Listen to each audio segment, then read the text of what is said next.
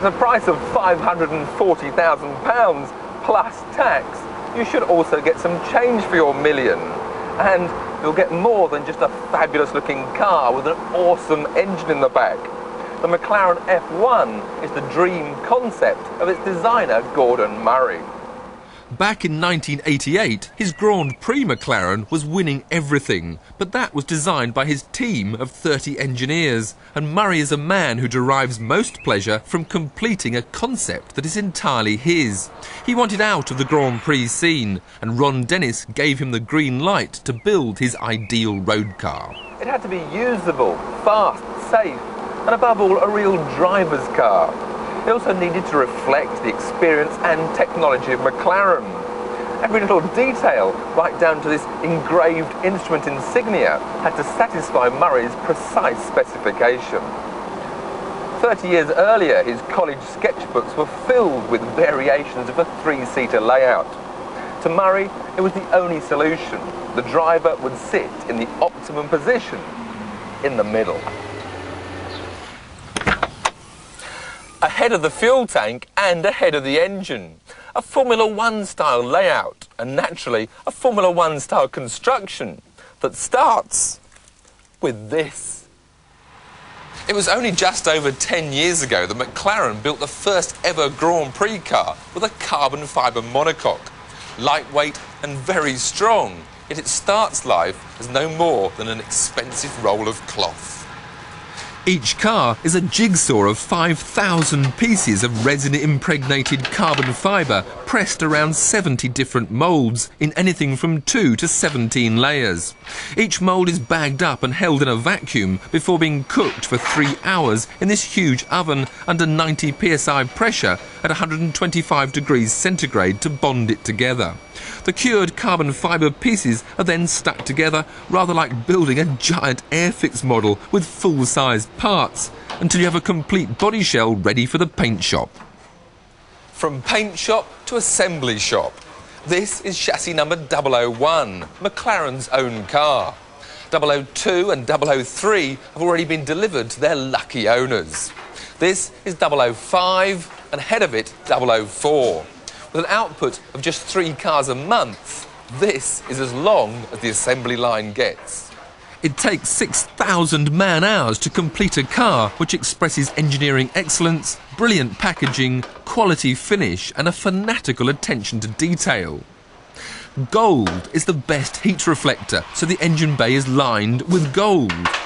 Murray turned to BMW for his engine. The 6.1-litre non-turbo V12 produces 627 horsepower. Murray only asked for 550, so he wasn't too unhappy when the engine came out 16 kilos heavier than the 250 he'd specified. Stress goes up.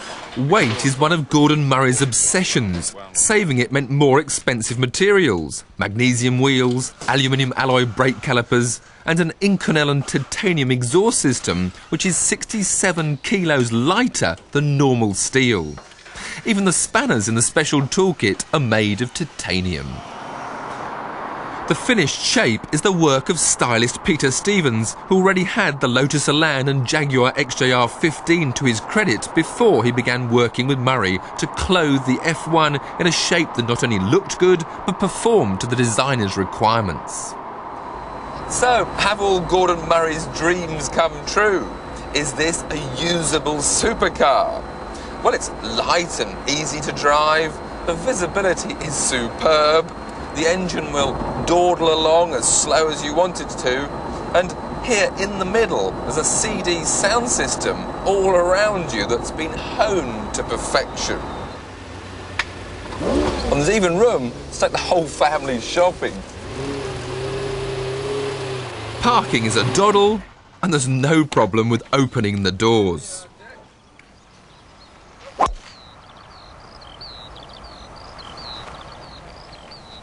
I can go for an 18-hole lap of the Goodwood Park Golf Club.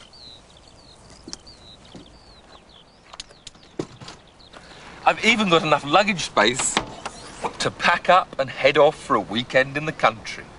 In fact, the 2 pannier lockers give the McLaren the same storage volume as a Fiesta boot.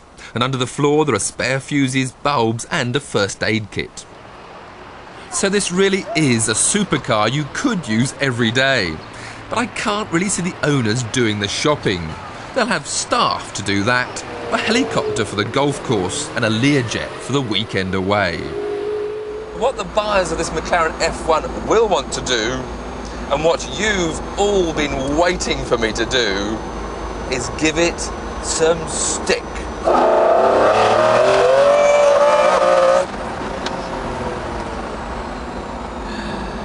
I think we better find a private circuit. Of course, you'll have to hire a track like Goodwood, but that's only pocket money. It's here that Murray's real talent comes to the surface. He wanted instant steering response, and that means a low polar moment of inertia. So minimum overhangs front and rear, and the main masses, engine, fuel and occupants, as close to the centre of gravity as possible. The suspension must have the effect of a racing car, but the comfort of a road car. And the McLaren solution is something they call ground plane shear centre subframes at the front and inclined shear axes at the rear.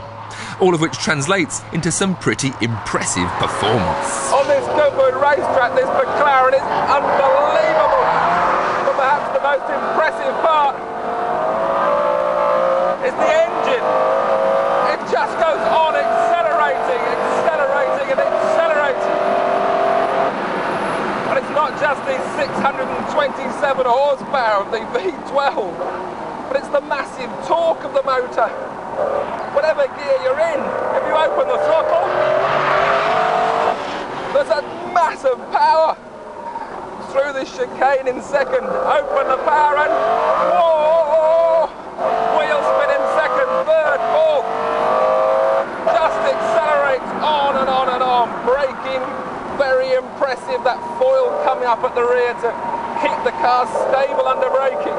But it's opening this throttle, which you just cannot believe how quick this car goes.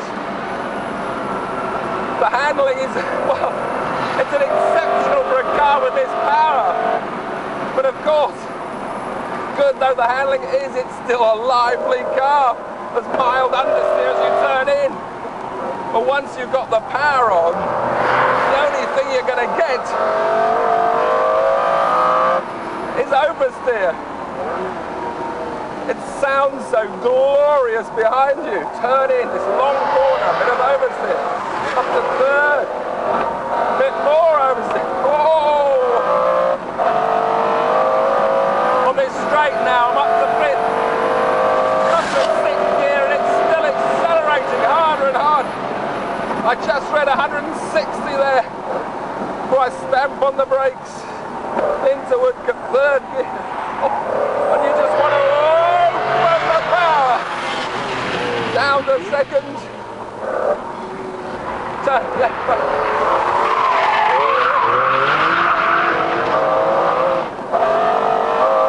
This is sensational.